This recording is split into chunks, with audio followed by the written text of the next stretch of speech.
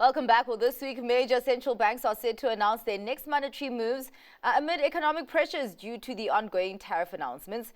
Jameel Ahmad, chief analyst at online trading brokerage GTC, joins us for a preview of the global economic week ahead. Thank you so much for your time, Jameel. Jameel, what's been quite interesting is seeing dollar weakness across the board. And I'm wondering what that's about. You're completely right. It's interesting, and actually it's fascinating from the standpoint of the trader, because this is the sharpest fall in the dollar that we've seen for many years. Dollar index was around 110 around the time that Trump returned to the White House, and we're now down towards the lower 100s, if not below 100.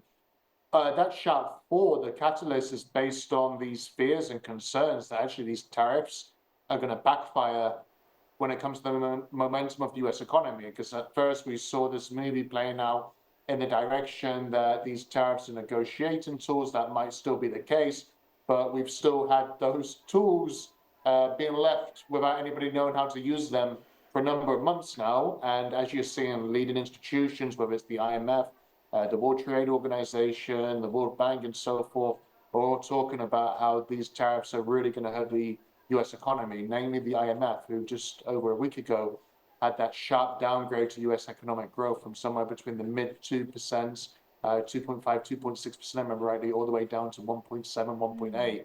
And that's just based on the fear of the tariffs, not the reality, because of course, a lot of these tariffs ended up being rolled back.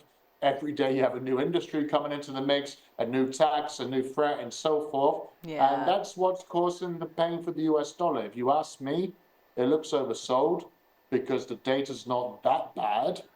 Okay. But the fear in the market's there. And I think we've seen that across other asset classes as well, because we've had some wild volatility over the past couple of months. Yeah. Well, the latest industry to fall victim to the tariff chaos is the movie industry. Trump says movies need to come back to America to be made in America. So he's imposing 100% tariffs on movies made outside of America. I'm wondering, though, because what's interesting is that I saw the stocks of the streaming services like Netflix actually plunging today. Talk to me about that impact. The irony that for months we've been talking about how this is a movie of itself, watching how these tariffs are unfolded, and now we're actually attacking the movie industry. It was only a week ago that Netflix hit a new all-time high. And we see streaming services now are very convenient. Everybody wants them. It's popular. It's pop culture and so forth. Just have a streaming device if you're watching your mobile, sleep, whatever you're doing. Ultimately, let's see, because it wouldn't surprise me over the next couple of days we might be, I don't know, talking about plastic cups or some other products, because we've gone from pharmaceuticals to automobiles. Now it's the movie industry. Maybe it's music next. Who knows? But I don't know if you can really put a whole movie set and say, hey, guys, you have to move everything back here. I think the whole point of movies these days, in this global generation we live in, is that you have a scene shot in Johannesburg, you have a scene shot in Dubai.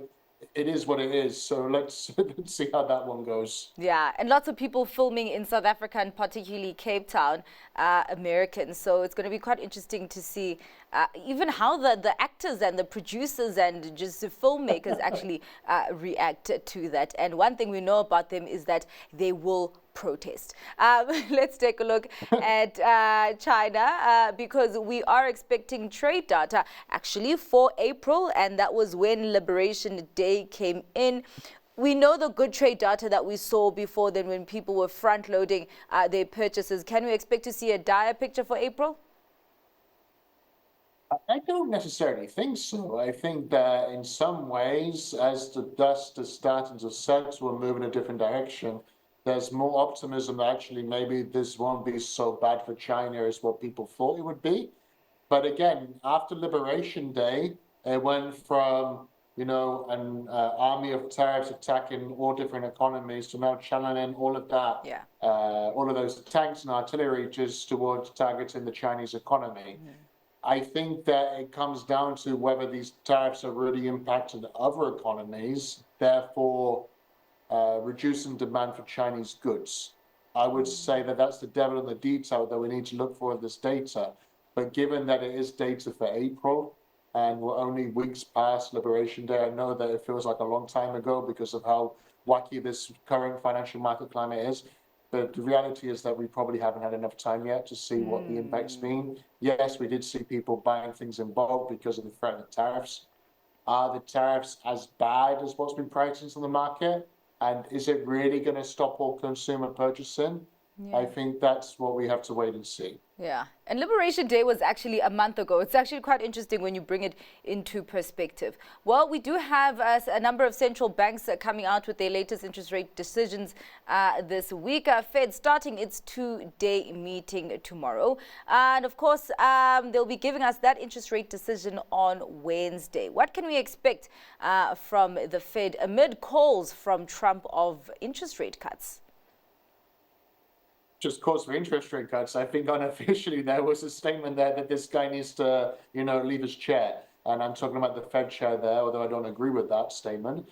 I think we have to watch very closely now to see how the Fed reacts, because if you start seeing different Fed policymakers start to argue that maybe we should be cutting interest rates or maybe we shouldn't, then it's going to restart this debate between the White House and the Fed. When it comes to Jerome Powell, I think he's been very solid in his position. He's been in that chair before. I mean, pre-COVID, actually, we did see his position come under threat, but maybe not as directly as what we saw over the past couple of weeks. Nonetheless, we're not expecting an interest rate cut in the US, but it's something we won't rule out if we have another US GDP contraction. I think that hasn't been discussed enough. I think that if we really start to see that IMF advanced economies downgrade where the United States was hit the biggest, should that really start eating into the data, then it's obviously going to eat into the Fed's ideas. But although that GDP reading was bad, the non-farm payroll on the monthly jobs report was on the other side reasonably strong. So I think the Fed, like all of us, are watching this movie. Maybe popcorn will be tariffed next, who knows? And I wouldn't expect much change, but I do think the press and the media are going to put the pressure on Powell to see if he is or could be influenced by the Fed, which of course he can't be. But financial markets obviously were sensitive to those random tweets or whatever it was just 2 weeks ago. Yeah. What about the Bank of England? Because I think when did they last have their meeting? Towards the end of March, they held rates steady. What are the expectations for Thursday?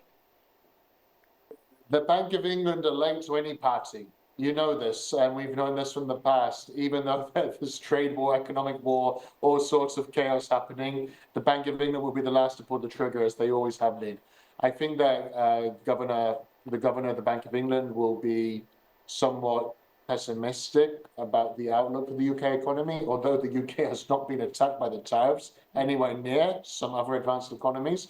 But I would eat into that and say that if the Bank of England are concerned about what's happening worldwide, then we really should be paying more attention to the European Central Bank, to the Bank of Japan, even the Fed and so forth. I think that this is a story, or to use the metaphor of a movie, we're not even headed into the midway point yet. Where things can get better is if we start to get positive headlines at some of these trade negotiations that we know are taking place. We start seeing some headway towards deals, and this financial market is going to flip once again on its head, and we're going to start seeing the investors pricing a lot of fear, but that fear might not be reality. Well, we do have to wrap up the conversation there. Thank you so much, Jameel, for helping us focus on what to look out for this week. That was Jameel Ahmad, Chief Analyst at online trading brokerage GTC, with the Global Economic Week ahead.